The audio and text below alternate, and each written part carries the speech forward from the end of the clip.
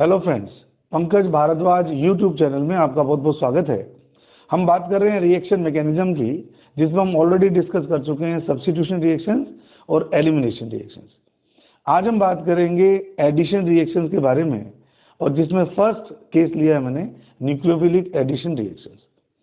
बच्चों, हम जानते हैं कि हर फंक्शनल ग्रुप कंटेनिंग कंपाउंड एक पर्टिकुलर कैरेक्टरिस्टिक रिएक्शन शो करता है, जो उसकी एक आइडेंटिफिकेशन होती है।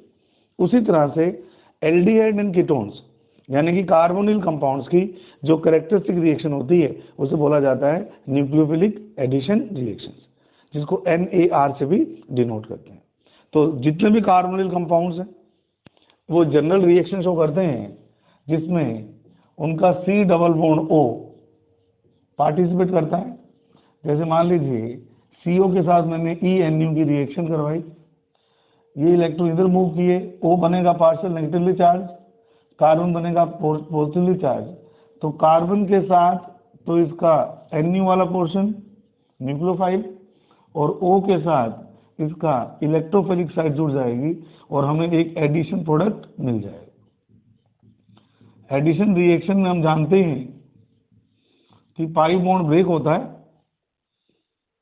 और 2 सिग्मा बॉन्ड की फॉर्मेशन हो जाती है। तो ये थर्मोडायनेमिकली भी फेवरेबल रिएक्शन होती है, क्योंकि एक पाई बॉन्ड के जाने से और 2 सिग्मा बॉन्ड के बनने से सिस्टम की स्टेबिलिटी बढ़ती है।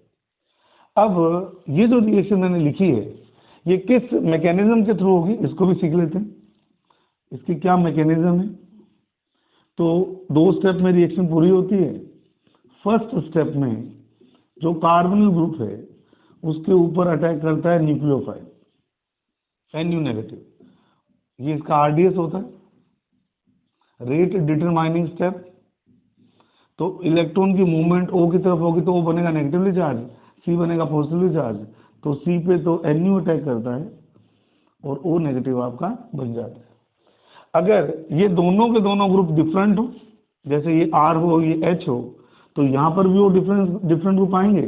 तो उस केस में जो कार्बन होगा वो कौन से कार्बन में कन्वर्ट हो जाएगा, कारेल कार्बन में कन्वर्ट हो जाएगा। अगला जो स्टेप है सेकेंड स्टेप, वो कंपैरेटिवली फास्टर है। उस स्टेप में O नेगेटिव पर जब E पॉजिटिव अटैक करेगा तो आपका कंप्लीट एडिशन प्रोडक्ट आपको मिल जाएगा। इस एडिशन प्रोडक्ट को हम अडक्ट भी कहते हैं, शॉर्ट में अडक्ट। तो आप देख पा रहे हैं कि पाई बॉन्ड की ब्रेक होने से 2 सिग्मा बॉन्ड फ्री होंगे।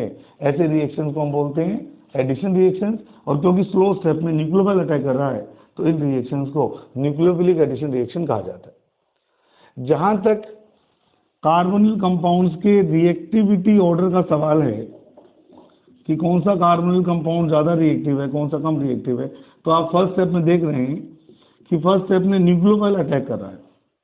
न्यूक्लियोफाइल उसी साइट पर अटैक करेगा जो इलेक्ट्रोफिलिक होगी, और जितनी ज़्यादा इलेक्ट्रोफिलिक होगी यानी कि जितनी ज़्यादा पॉजिटिवली चार्ज होगी, न्यूक्लियोफाइल के अटैक करने की पॉसिबिलिटी उतनी ही ज़्यादा होगी। तो अगर मैं कंपेयर करूं फॉर्मल्डिहाइड में और हायर एल्डिहाइड में, सपोज एसिड एल्डिहाइड में, अगर मैं 2 एल्डिहाइड में कंपेयर करता हूं तो यहाँ पर दोनों तरफ H लगे हुए हैं। ना तो इनका इलेक्ट्रॉन विड्रॉइंग इफेक्ट होता, ना इनका इलेक्ट्रॉनिक डोनेटिक इफेक्ट होता। यहाँ पे एक मिथाइल और एक H है, और मिथाइल का कैसा इफेक्ट होता है, इलेक्ट्रॉन डोनेटिंग इफेक्ट होता है। तो क्या मिथाइल के प्लस I इफेक्ट के कारण इस कार्बन पर इलेक्ट्रॉन की डेंसिटी बढ़ जाएगी, और अगर इलेक्ट्रॉन डेंसिटी बढ़ जाएगी तो इस कार्बन की इलेक्ट्रॉन डेफिशिएंसी क्या हो जाएगी, कम हो जाएगी। तो न्यूक्लियोफाइल के अटैक करने की पॉसिबिलिटी भी क्या हो जाएगी, कम हो जाएगी, क्योंकि NU नेगेटिव उसी साइट पर अटैक करेगा जो साइट ज़्यादा पॉजिटिव है, और प्लस I इफेक्ट के कारण इसकी पार्शियल पॉजिटिव नेचर क्या हो गई, कम हो गई। इसलिए हम मानते हैं, एक्सपेरिमेंटल डेटा हमें बताते हैं कि formaldehyde is more reactive than acetaldehyde.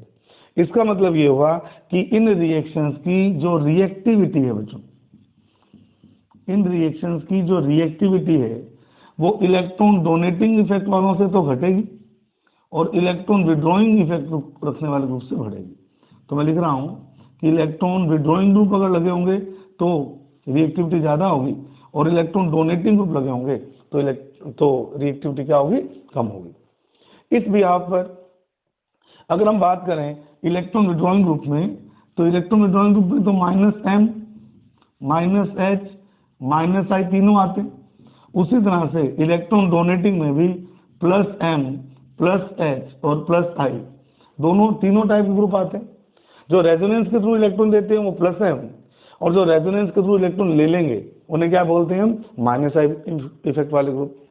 अगर मैं यही कंपैरिजन एल्डिहाइड की बात करूं, अगर मैं यही कंपैरिजन करता हूं एलिफेटिक एल्डिहाइड और एरोमेटिक एल्डिहाइड के बीच, अगर मैं यही कंपैरिजन करता हूं एलिफेटिक एल्डिहाइड और एरोमेटिक एल्डिहाइड के बीच में, तो हम किस तरह से इस कंपैरिजन को करते हैं।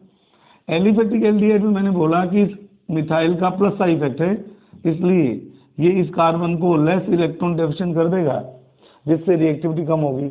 लेकिन एरोमेटिक एल्डिहाइड में तो और ज्यादा इलेक्ट्रॉन डोनेटिंग टेंडेंसी, आप जानते हैं बच्चों, अगर एक कार्बन पॉजिटिवली चार्ज होगा तो डबल बॉन्ड के इलेक्ट्रॉन इसको सपोर्ट करने के लिए यहाँ आएंगे ड्यू टू रेजोनेंस।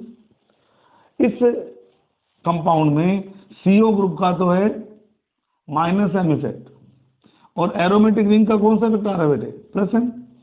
भाई अगर एरोमेटिक रिंग इलेक्ट्रॉन देगी अपने कॉन्जुगेशन से तो कौन सा इफेक्ट काउंट होगा, +m। और हम जानते हैं कि +m इफेक्ट वाले ग्रुप रिएक्टिविटी को क्या करते हैं, कम करते हैं। क्यों करते हैं, क्योंकि जैसे ही इलेक्ट्रॉन यहाँ आएंगे इस कार्बन की इलेक्ट्रॉन डेफिशिएंसी ऑलमोस्ट खत्म ही हो जाएगी।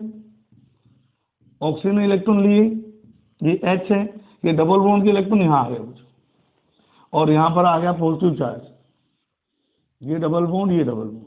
अब आप मुझे बताइए, जिस कार्बन को पॉजिटिवली चार्ज होना था उस कार्बन पे कोई पॉजिटिव चार्ज नहीं है, तो इसके कारण क्या होगी, रिएक्टिविटी कम हो जाएगी।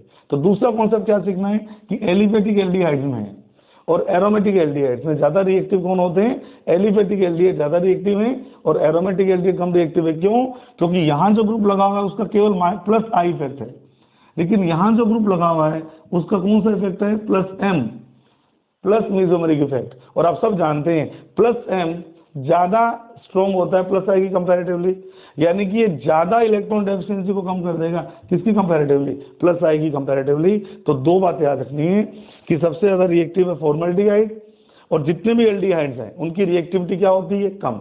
और दूसरी बात याद रखनी है कि एलिफेटिक एल्डिहाइड्स में और एरोमेटिक एल्डिहाइड्स में ज्यादा रिएक्टिव कौन होते हैं, एलिफेटिक एल्डिहाइड होते हैं एरोमेटिक की कंपैरेटिवली। जहां तक कीटोन्स का सवाल है, न्यूक्लियोफिलिक एडिशन रिएक्शंस में, ये मैंने दूसरा कॉन्सेप्ट बताया आपको, ये मैंने पहला कॉन्सेप्ट बताया। अब मैं कीटोन्स की कंपैरिजन कर रहा हूँ। अगर मैं कीटोन की कंपैरिजन करता हूँ तो वहां पर एक और इफेक्ट लगता है, उसको बोलते हैं स्टीरिक क्राउडनिंग। स्टीरिक क्राउडनिंग, इसका क्या मतलब है, अगर न्यूक्लियोफाइल को अटैक करना है, कीटोन में एक दिक्कत तो ये है कि इनमें दोनों तरफ R लगे हुए हैं, और इन दोनों R का कौन सा इफेक्ट होता है, +i। और आप जान चुके हैं जितना ज्यादा +i इफेक्ट लगेगा रिएक्टिविटी उतनी क्या होगी, कम।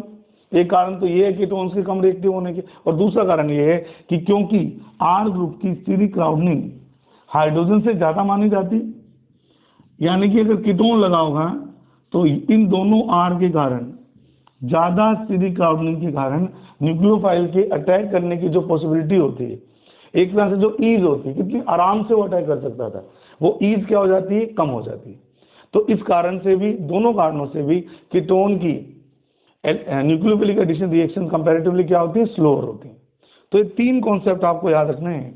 एक तो जितना स्मॉल एल्डिहाइड होगा उतनी ज्यादा रिएक्टिविटी होगी, दूसरा एलिफेटिक एल्डिहाइड ज्यादा रिएक्टिव होते हैं एरोमेटिक एल्डिहाइड से, और तीसरा कीटोन की रिएक्टिविटी एल्डिहाइड की कंपैरेटिवली कम होती है, या एल्डिहाइड की रिएक्टिविटी कीटोन की कंपैरेटिवली ज्यादा होती है।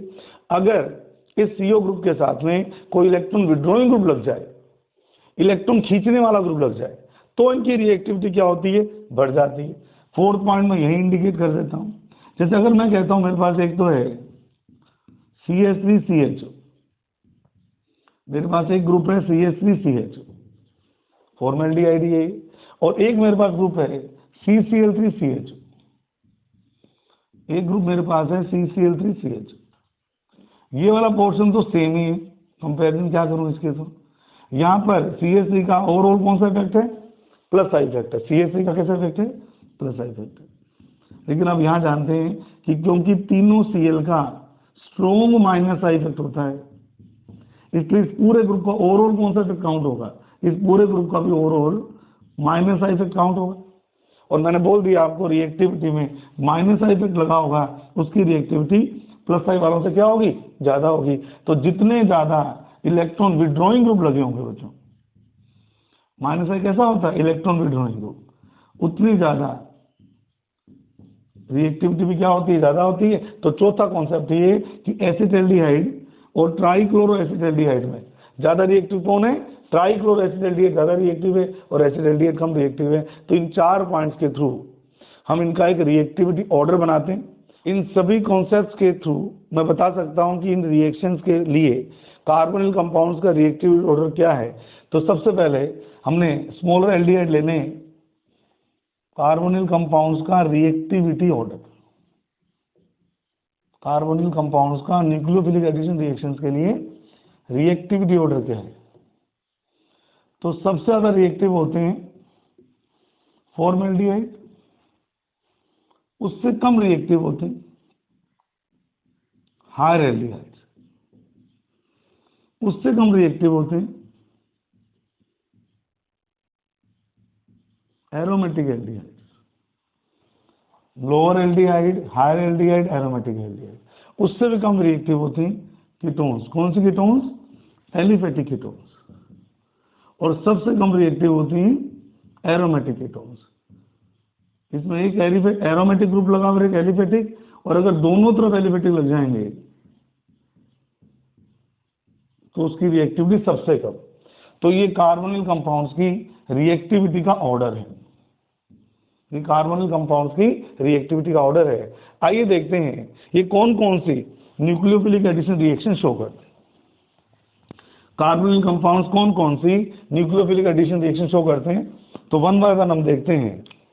तो अगर मैं यहाँ पे एक कार्बोनिल कंपाउंड लिखता हूं CH3CHO, आइए देखते हैं किन किन केमिकल से रिएक्शन करते हैं और किस तरह से रिएक्शन करते हैं। तो पहली रिएक्शन हम करवाते हैं इनकी HCN के साथ में, सेकेंड रिएक्शन इनकी हम करवाते हैं सोडियम बाइसल्फाइड के साथ में, थर्ड रिएक्शन इनकी हम करवाते हैं वाटर के साथ में एसिडिक मीडियम में, फोर्थ रिएक्शन हम इनकी करवाते हैं एल्कोहल के साथ में, नेक्स्ट रिएक्शन इनकी हम करवाते हैं ग्लाइकोल के साथ में, ग्लाइकोल होता है आप जानते ही। फिर इनकी हम रिएक्शन करवाते हैं अमोनिया डेरिवेटिव्स के साथ में, तो मैं इसको ऐसे लिख रहा हूं ZNH2 से करवाते हैं। और लास्ट रिएक्शन की हम करवाते हैं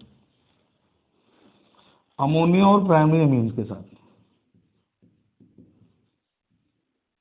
प्राइमरी अमीन सेकेंडरी अमीन के साथ।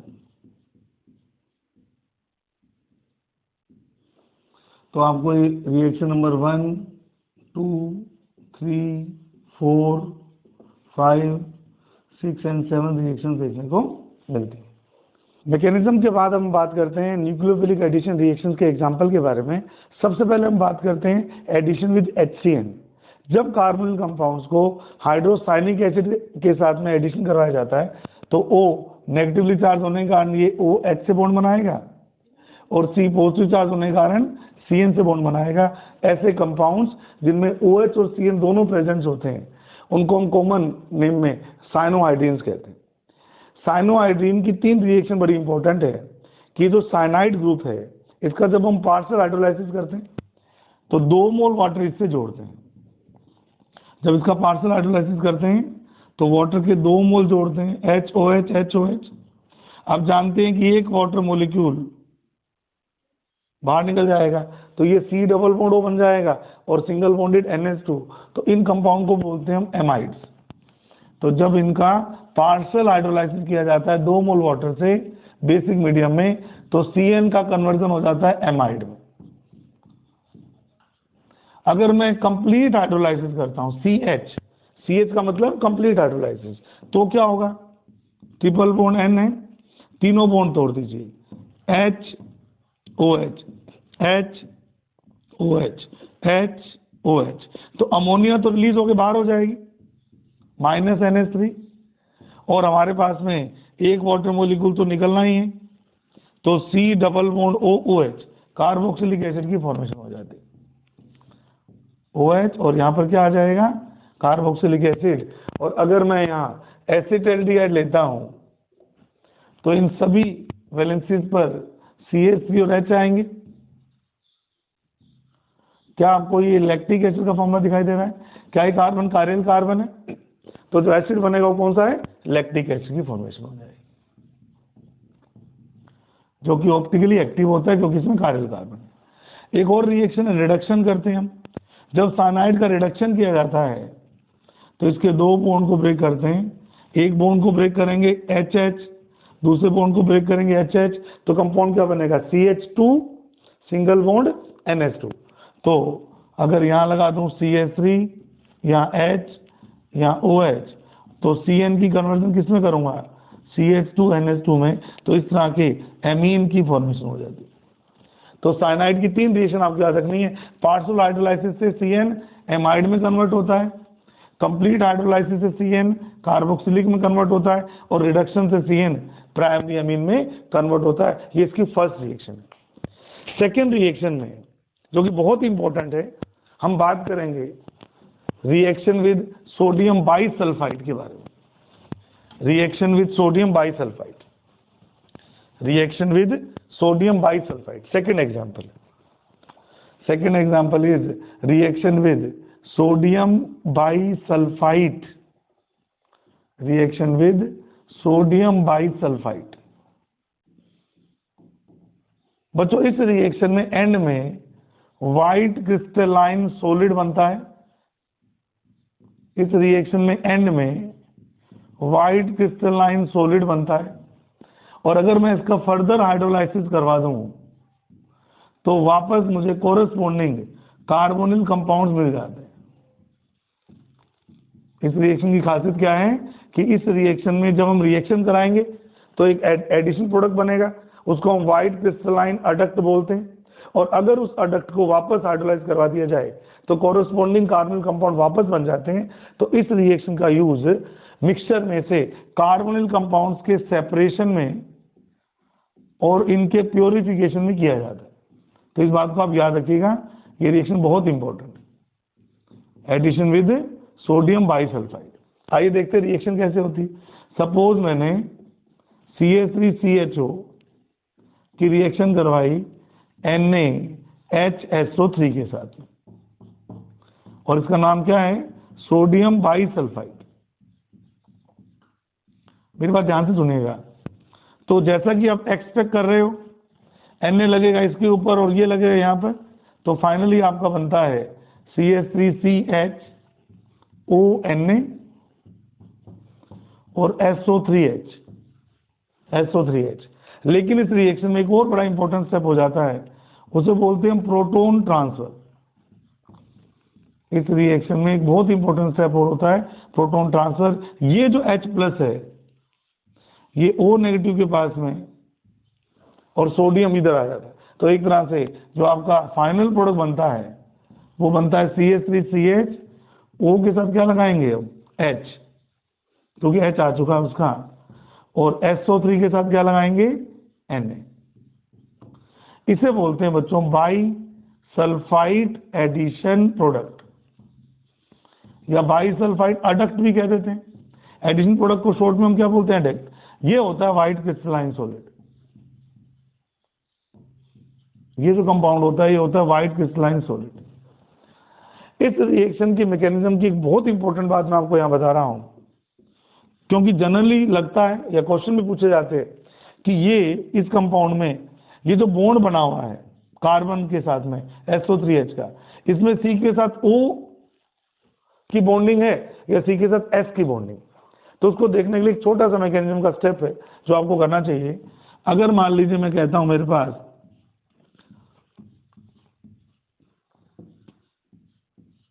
ये हमारा सोडियम बाइसल्फाइड NaHSO3, देख लीजिए NaHSO3। अब इस कंपाउंड में ये तो आयनाइज फॉर्म में, लेकिन इस बार सल्फर के पास 2 इलेक्ट्रॉन लोन पेयर की फॉर्म में प्रेजेंट है। तो बच्चों को क्या लगता है कि क्योंकि आयनाइज हुआ तो O नेगेटिव डोनर साइड बनेगी, तो C प्लस के साथ कौन जुड़ना चाहिए? O negative. लेकिन ऐसा नहीं होता, सल्फर की डोनेशन की टेंडेंसी O से ज्यादा होती है। तो याद रखिएगा यहाँ पर जो बॉन्ड बनाता है वो कौन बनाता है? सल्फर। और अगर सल्फर बॉन्ड बनाएगा तो क्या होगा? इसको एज इट इज पढ़ा रहने देते हैं।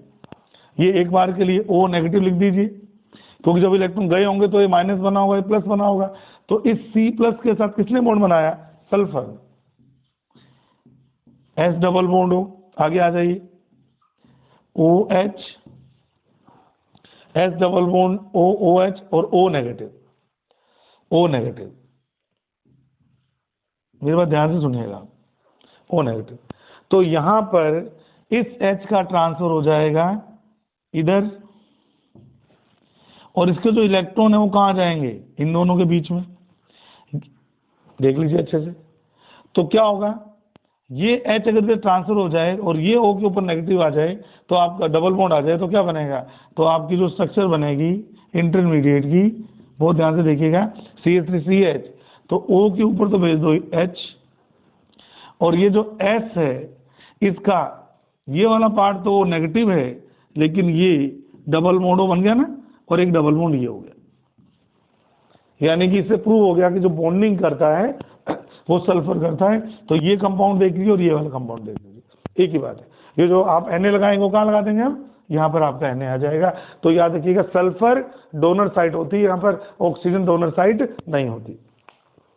सेकेंड रिएक्शन के बाद अब हम बात करते हैं थर्ड न्यूक्लियोफिलिक एडिशन रिएक्शन के बारे में, जो कि है addition with water to form hydrates. Third reaction आती है addition with water, addition with water. बच्चों अगर मैं वाटर से एडिशन करूं तो आप समझ सकते हैं क्या होगा। एसिडिक मीडियम में रिएक्शन होती है, तो O के साथ तो लगना चाहिए, बोलो, H इलेक्ट्रोफाइल, और C के साथ लगना चाहिए OH। जैसे मैं O के साथ H जोड़ता हूं और C के साथ OH जोड़ता हूं, तो ये तो मेरे को एक ऐसा हाइड्रेट दिखता है जो स्टेबल नहीं है, क्योंकि ये बहुत बार आपको बता रखा है कि एक ही कार्बन पर दो दो OH नहीं टिकते, स्टेबल नहीं होते। और ये तुरंत ही वाटर मॉलिक्यूल को बाहर निकाल के, H2O को बाहर निकाल के, ये बॉन्ड के इलेक्ट्रॉन कहाँ जाएंगे? इसके बीच में वापस कार्बन कंपाउंड बना लेते हैं। तो एक तरह की रिवर्सिबल रिएक्शन होगी। भाई फर्स्ट स्टेप में आपने वाटर को ऐड किया और ये बनाया, ये स्टेबल नहीं है, इसमें से वाटर निकल के वापस क्या बन गया? कार्बन कंपाउंड बन गया। लेकिन याद रख लेना, ऐसे 5 केस आपको मिलेंगे जहां पर ये हाइड्रेट क्या हो जाते हैं? स्टेबल हो जाते हैं। बहुत ध्यान से सुनिएगा, कौन कौन से केस में ये हाइड्रेट स्टेबल होते हैं। एक फॉर्मएल्डिहाइड का हाइड्रेट, एक फॉर्मएल्डिहाइड का हाइड्रेट स्टेबल होता है, HCOH, एक फॉर्मएल्डिहाइड का हाइड्रेट क्या होता है? स्टेबल होता है। एक क्लोरल हाइड्रेट, क्लोरल से जो बनता है वो हाइड्रेट स्टेबल होता है। उसके बारे में तो काफी डिस्कशन हुई है हमारी। हाइड्रोजन बॉन्डिंग मैंने आपको बोला था कि इस क्लोरल का फॉर्मूला क्या होता है? CCl3CH। तो CCl3 तो दिख ही रहा है आपका, CHO, और अगर हाइड्रेट बनेगा तो कैसे बनेगा? OH ऊपर भी, यही होगा हाइड्रेट। ये हाइड्रेट क्लोरीन के साथ इंट्रामोलिकुलर H बॉन्ड बनाने के कारण, हालांकि क्लोरीन बहुत अच्छा H बॉन्ड नहीं बनाती, पर यहाँ पर क्योंकि रिंग फॉर्मेशन हो रही है तो एक स्टेबल बॉन्ड बन जाता है। ऊपर भी एक रिंग बन गई, नीचे भी एक रिंग बन गई, इसलिए क्लोरल का जो हाइड्रेट होता है, क्लोरल हाइड्रेट, वो क्वाइट स्टेबल माना जाता है। क्लोरल का जो हाइड्रेट माना जाता है वो क्वाइट स्टेबल माना जाता है। ये दूसरा हाइड्रेट है जो स्टेबल होता है। तीसरा, अगर मैं आपको साइक्लोप्रोपेनोन का भी हाइड्रेट बना के दूं, साइक्लोप्रोपेनोन वो तीसरे कंपाउंड है जिनका हाइड्रेट स्टेबल होता है। अब तो आपको हाइड्रेट बनाना आ ही गया। एक ही कार्बन पर दो दो OH आपको जोड़ने होते हैं। तो यहां पर भी अगर इंट्रा मोलिकुलर H बॉन्ड बन जाए तो ये हाइड्रेट भी क्या हो जाता है बच्चों, क्वाइट स्टेबल हो जाता है। आप कहोगे सर क्यों सर, आप देखिए यहां पर जो एंगल आ रहा है वो कितने डिग्री का आ रहा है, 60 डिग्री का। तो एंगल स्ट्रेन बहुत अच्छी होती है ना, याद करिए साइक्लोप्रोपेन रिंग की जो एंगल स्ट्रेन होती है वो बहुत ज्यादा होती है, इसलिए रिंग हर वक्त ये कोशिश करती है कि ये जो डबल बॉन्ड है टूट जाए। तो क्या जैसे ही कार्बन sp2 से sp3 में कन्वर्ट हो जाएगा, जैसे ही टूटकर sp3 में कन्वर्ट हो जाएगा, तो ये एंगल कितने का हो जाएगा, 109 डिग्री का।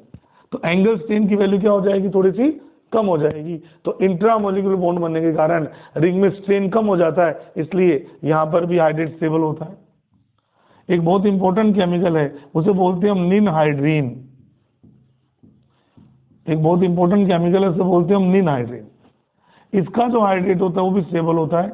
इसकी स्ट्रक्चर इस तरह से होती है, ये एरोमेटिक रिंग है और यहाँ 5 मेंबर की एक रिंग है, double bond O, double bond O, double bond O। इस केमिकल को बोला जाता है निनहाइड्रीन। और अगर मैं इसका हाइड्रेट बनाता हूँ, यही बना देता हूं इस कार्बन के साथ में एक O और एक H, ऐसे ये O और ये H, आपको आइडिया हो ही रहा होगा मैं क्या करूंगा अब आगे। इसमें भी इंट्रामोलिकुलर H बॉन्डिंग हो जाती है काफी स्ट्रॉन्ग, और एक साथ दो दो एक्स्ट्रा रिंग की फॉर्मेशन हो जाती है। तो निनहाइड्रीन केमिकल के भी जो हाइड्रेट होते हैं वो क्वाइट स्टेबल होते हैं। Reaction with alcohols, reaction with alcohols, अगर मैं कार्बोनिल कंपाउंड की रिएक्शन एल्कोहल से करता हूं, सपोज मैंने लिया CH3CH डबल बॉन्ड O और इसकी रिएक्शन की मैंने इथेनॉल से, इसकी रिएक्शन की मैंने इथेनॉल से एसिडिक मीडियम में, तो क्या होगा, फर्स्ट स्टेप में ये OC2H5 तो C से जुड़ेगा और H कहाँ जुड़ेगा, O के ऊपर। तो फर्स्ट एडिशन के बाद जो प्रोडक्ट बनता है OC2H5, इसे बोला जाता है हेमी एसिटल। यही स्टेप अगर दोबारा हो जाए, रिएक्शन रिवर्सिबल होती है, यही स्टेप अगर दोबारा हो जाए, अगर मैं वापस एसिडिक मीडियम में इथेनॉल जोड़ता हूं बच्चों, तो इसका रिप्लेसमेंट भी इथाइल ग्रुप से हो जाती है और फाइनली हमें मिलता है कंप्लीट एसिटल। तो OC2H5 दोनों साइड में आ जाते हैं, दोनों साइड पे। ऐसे कंपाउंड को बोलते हैं हम एसिटल। बच्चों हेमी का मतलब हाफ, तो एक तरह से हाफ एसिटल है और ये क्या है, कंप्लीट एसिटल है। याद रखिएगा ये डाई ईथर ग्रुप लगा हुआ है, इसमें 2 ईथर लगे हुए हैं। तो एसिडिक मीडियम में तो ये वापस हाइड्रोलाइज होके कार्बन कंपाउंड बना देते हैं, पर बेसिक मीडियम में क्या होते हैं, स्टेबल होते हैं। आप लोग जानते हैं कि ईथर बेसिक मीडियम में बिल्कुल भी रिएक्टिव नहीं होती, तो अगर आप मीडियम को बेसिक रखेंगे तो एग्जिस्ट करेंगे, अदरवाइज एग्जिस्ट नहीं करेंगे। इसी तरह से अगर मैं एल्डिहाइड की जगह पर कीटोन लेता हूं, कीटोन, अगर मैं एल्डिहाइड की जगह पर कीटोन लेता हूं, सेम रिएक्शन, तो फर्स्ट स्टेप में बनते हैं हेमिकीटल। बस इतना सा अंतर है कि दोनों तरफ CH3 है। फर्स्ट स्टेप में बनते हैं हेमिकीटल, और एक बार और अगर मैं इथेनॉल से ट्रीट कर दूं तो फाइनली कीटल की फॉर्मेशन हो जाती है, फाइनली कीटल की फॉर्मेशन हो जाती है। तो ये रिएक्शन बहुत इंपॉर्टेंट रिएक्शन होती है। फिर हम बात करते हैं फिफ्थ रिएक्शन की, रिएक्शन विद ग्लाइकोल्स। अगर मैं कार्बोनिल कंपाउंड की रिएक्शन डायोल या ग्लाइकोल से करता हूं तो साइक्लिक एसिटल या साइक्लिक कीटल की फॉर्मेशन होती है। Reaction with diol, reaction number 5, अगर मैं एल्डिहाइड की रिएक्शन एक ही करवा देता हूं, अगर मैं एल्डिहाइड की रिएक्शन करवाता हूं डायोल के साथ में, तो मैकेनिज्म तो वही है, दोबारा से बताने की जरूरत नहीं है, और फाइनली ये वाटर मॉलिक्यूल निकल जाता है बीच में से। तो जैसे ही मैं इस रिएक्शन को एसिडिक मीडियम में करवाता हूं तो मुझे मिलते हैं साइक्लिक एसिटल। ये देखिए OCH2CH2O। तो ऐसे कंपाउंड्स को हम साइक्लिक एसिटल्स बोलते हैं। ऐसे कंपाउंड्स को हम साइक्लिक एसिटल बोलते हैं। 6th रिएक्शन होती है इसकी, reaction with Grignard reagent. GR के साथ बड़ी इंपॉर्टेंट रिएक्शन है इसकी, और उसके हाइड्रोलाइसिस के प्रोडक्ट भी बहुत इंटरेस्टिंग है, एल्कोहल चैप्टर में बहुत ज्यादा काम आते हैं। तो 6th रिएक्शन है addition reaction with Grignard reagent, GR। आप लोग जानते हो गिग्नार्ड रिएजेंट क्या होता है, RMgX। इसमें R होता है पार्शियल नेगेटिवली चार्ज और Mg क्या होता है, पार्शियल पॉजिटिवली चार्ज। तो जब भी मैं किसी कार्बोनिल कंपाउंड की रिएक्शन गिग्नार्ड रिएजेंट से करवाता हूं तो वही स्टेप है एडिशन के जो आप पढ़ते आ रहे हैं अभी। आप जानते हैं कि यहां जो भी लगाओ O के साथ कौन आएगा, MgX बीइंग पॉजिटिवली चार्ज, और C being negatively being positively charge, और R बीइंग नेगेटिवली चार्ज किस पे जुड़ेगा, C पे। तो O के साथ तो बनता है MgX और C के साथ कौन जुड़ जाता है, R। ये R कहां से आया है, ये गिरनियार से आया है, और MgX भी किसका पार्ट है, गिरनियार का। तो रिएक्शन तो इतना सा ही है, इसको बोलते हैं एडिशन प्रोडक्ट, इसे बोला जाता है एडिशन प्रोडक्ट। अब इस रिएक्शन की जो इंपॉर्टेंट एप्लीकेशन है वो ये है, अगर मैं इसका हाइड्रोलाइसिस कर दूं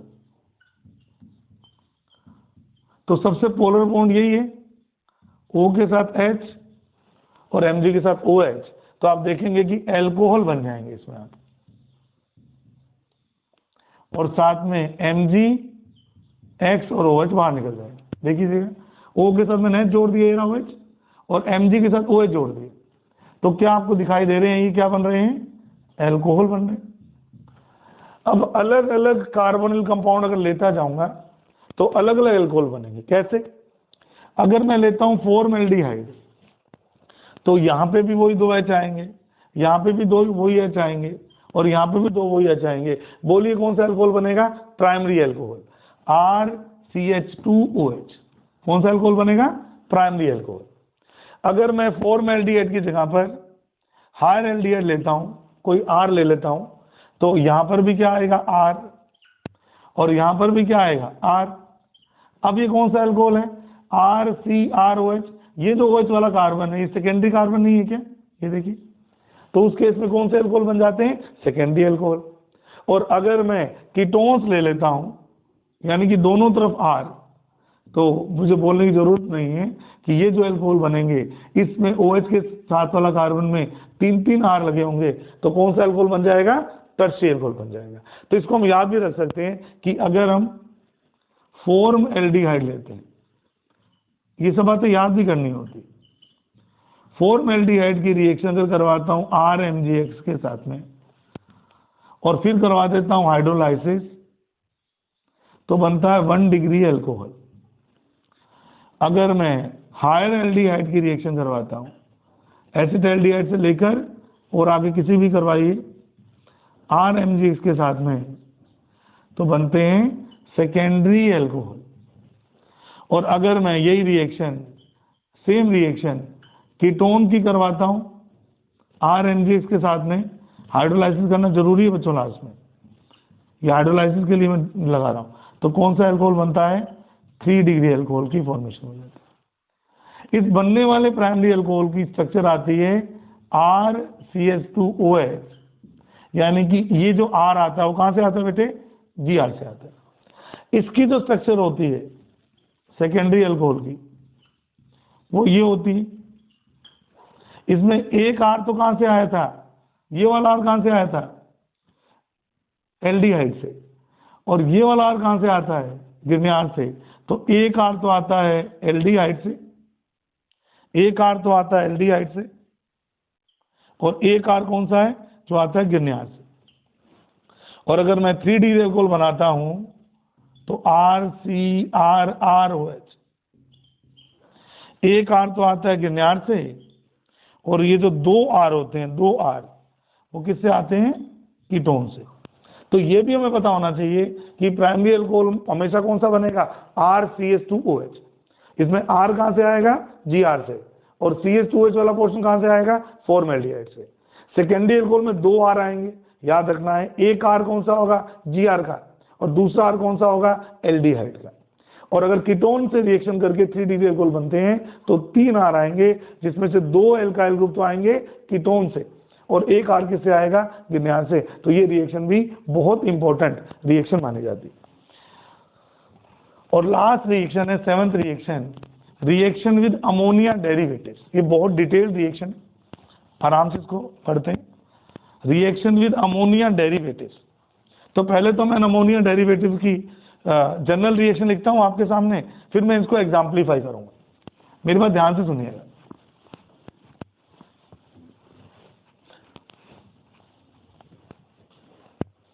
रिएक्शन नंबर 7 बहुत इंपॉर्टेंट है, reaction with ammonia derivatives. Reaction with ammonia derivatives यानी कि अमोनिया से मिलकर हमसे बनने वाले कंपाउंड्स की रिएक्शन एक साथ ही मैं आपको बताऊंगा। टोटल इसमें हम 7 रिएक्शंस पढ़ेंगे, बहुत इंटरेस्टिंग है, ध्यान से सुनिए। मान लो मेरे पास कोई कार्बोनिल कंपाउंड है, C डबल बॉन्ड हो, यहाँ दोनों तरफ HH भी हो सकते हैं, RH भी हो सकते हैं और RR भी हो सकते हैं। अगर मैं इसकी रिएक्शन करवाता हूं अमोनिया या उसके किसी डेरिवेटिव से, NH2Z लिख दिया मैंने। अमोनिया क्या होती है, NH3। इसके एक H की जगह पर अगर कोई ग्रुप आ जाएगा तो उसको क्या बोलते हैं, अमोनिया का डेरिवेटिव। तो फर्स्ट स्टेप में वही है, फर्स्ट स्टेप जो हर बार मैं बोल रहा हूं, H पॉजिटिव पार्ट है और N नेगेटिव पार्ट है। तो इन दोनों के साथ में O के साथ तो क्या लगेगा, H, और N के साथ लगेगा H और Z, जो भी होगा। तो पहला स्टेप तो एडिशन का स्टेप है, पहला स्टेप होता है एडिशन का।